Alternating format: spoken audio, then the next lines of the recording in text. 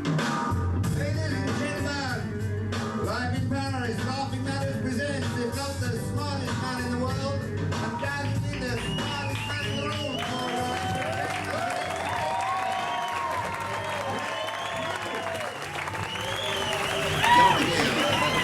Salut and bonsoir.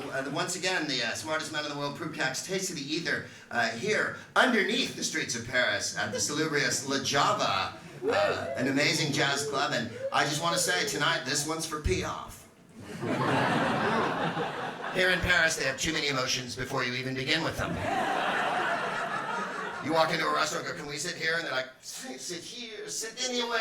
Why everyone in the world is sitting. Everyone sits at some point. Go on and sit where you like. Oh, you're sitting there? Whoa. I can't believe you've chosen that one. And then you're like, well, should we move over there? Oh, now you're a decision maker. Many decisions have you made? You're so important. And then, do you want the menu in American? And I'm always like, no, I'll have it en français. And then 2 seconds later, what's a skidloop-a-loop? I'm not ordering horse balls, am I? Americans always whine about France and they don't know a goddamn thing about it. Let me just point this out. I've been walking around in Paris for the last couple of days and it's been beautiful weather here. Sunny, in fact. Like I said, I have a kind of a tan from walking around the Tuileries and whatnot. And I didn't see one person wearing shorts and a fanny pack and Crocs and a baseball cap. I'm looking at you, Portland, Oregon, where the men have gigantic white thighs and fucking beards. Yeah, it's a Zach Galifianakis reunion festival every day in Portland, Oregon, and in Paris, not so much.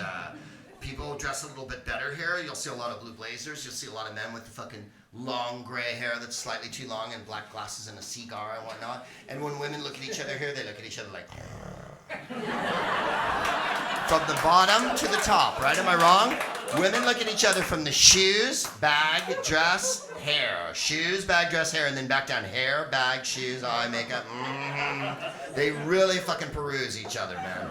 Women here, in Indiana, women look at each other and go, oh, you're fat, you look like a lesbian. So do you.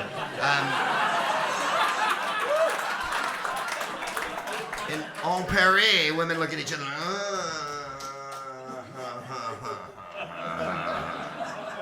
Oh, they really give each other the once fucking over. The first question Americans ask me, which is always hilarious to me, is, hey, Greg, when you play Paris, do those French people get what you're talking about?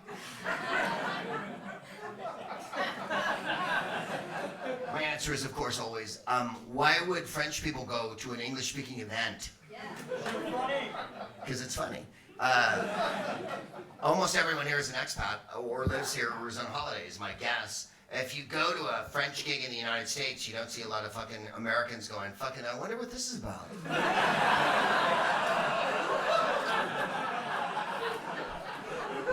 What's your name, Broham? My name is Lee. Hello, Lee. Hello. You making fun of me? No. Oh, okay. Why would I make fun of anyone? I'm a comedian. Maybe for humorous effect, Lee? No, I wasn't actually. I thought you were making fun of my nasal voice or something. Dude, my nasal voice is exactly the same as your nasal voice. Sympathize. It would be like calling, hey, Apple, look at that orange. Hey, Kettle, how come you're so black, Pot? I was wondering, if you could play Kingmaker in the U.S. or French elections, who do you think would be the best choice for fun? Not the best choice, but the most fun. George, he's waited a long time to ask this question. Thank you for that sideline comment. He said, he's waited a long time to ask this question. Can you imagine? This is just happened. You're drunker than me. That's awesome.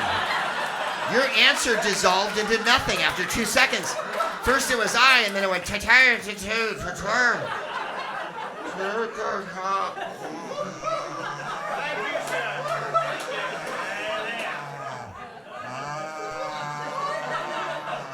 It's all right. I'm from Glasgow. Fucking A. I'm guessing Greenock, mate.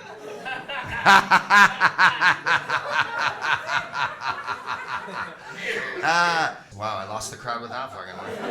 All except for my drunk friend who's as loud as a... You've fucking landed, haven't you, man? How to the pillar. I'd have you thrown out, but we're in Paris and I don't think it can happen. Just stand to, baby. Thank you for your question. Do I hear a vacuum? Was that a Hoover? Oh, it's the bathroom. It's the toilet. And thank goodness the toilet here still has the camera in it. Because if there's one time I want to be watched, it's when I'm fucking putting my hands into the Dyson hand dryer.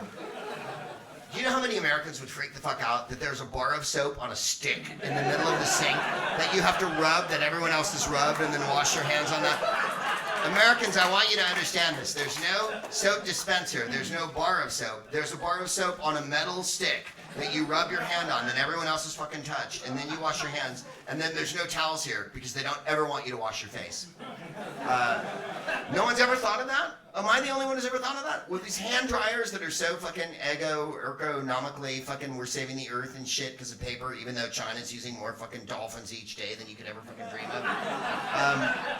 Do you think in China they go, oh, too much paper? No, they fucking don't care. That you can't ever blow dry your face because you can't stick your face where your hands go in the Dyson dryer. Try harder, thank you. In other words, I'm a pinhead, and if I tried hard enough, I could get my head. Who has the mic? I have the mic. Okay, what's your name, sir? My name is Greg. Hello, Greg. I'm Greg. Nice to meet you. Je m'appelle Grégoire. Je suis une comédienne. Enchanté. Enchanté. Igualmente. As a Portlandian, I was wondering if you had anything against the city, or is it just really easy to make fun of all the time? Oh, Portland? No, I have nothing against Portland. Speaking of donuts, Portland's one of the most donut-intensive cities in all of North America. If you go to Portland, they have, what's the name of that place? Voodoo Donuts? They do bacon donuts, they do cereal donuts, donuts with like Fruit Loops and shit, like insane fucking cereal on them. Portland's wild. But my one complaint about Portland is that every guy wears a driving cap and has a beard, except for you, who I can see, and you're clean shaven.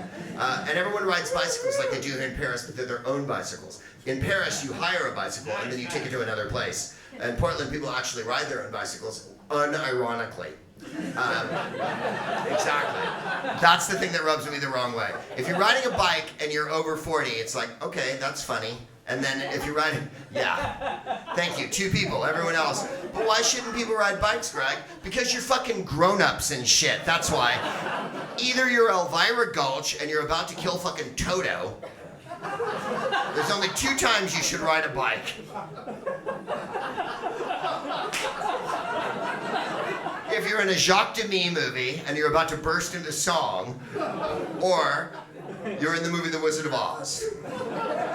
No, I don't have anything against Portland. I adore Portland. They have great weed, great wine, unbelievable fucking artisan beer. The crowds are hip. He's not there. There's another great reason to love Portland. Although I bet you will be. Oh no, I've said fuck 1,000,000 times and we have a child here. Hi, my darling.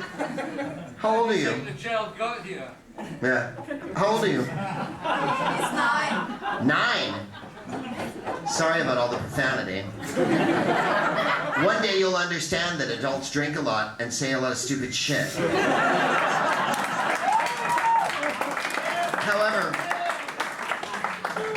because I'm much older than you, 41 years older than you, I expect in 41 years' time, when you're my age, that you relate this story to someone, what you can remember of it, in a humorous way, and go, I saw Greg Proops.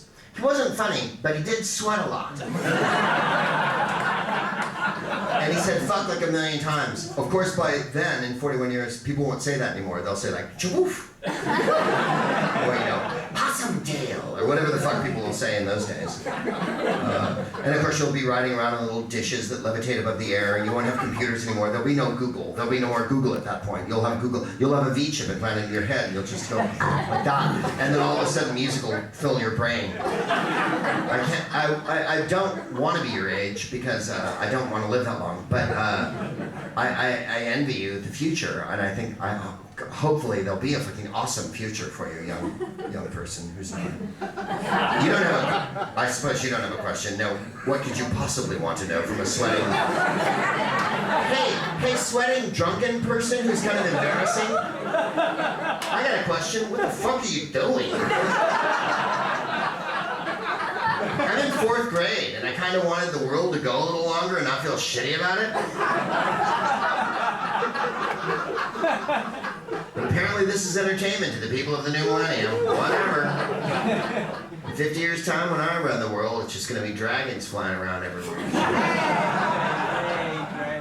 Right. Fireworks and raspberry jam. That's the future.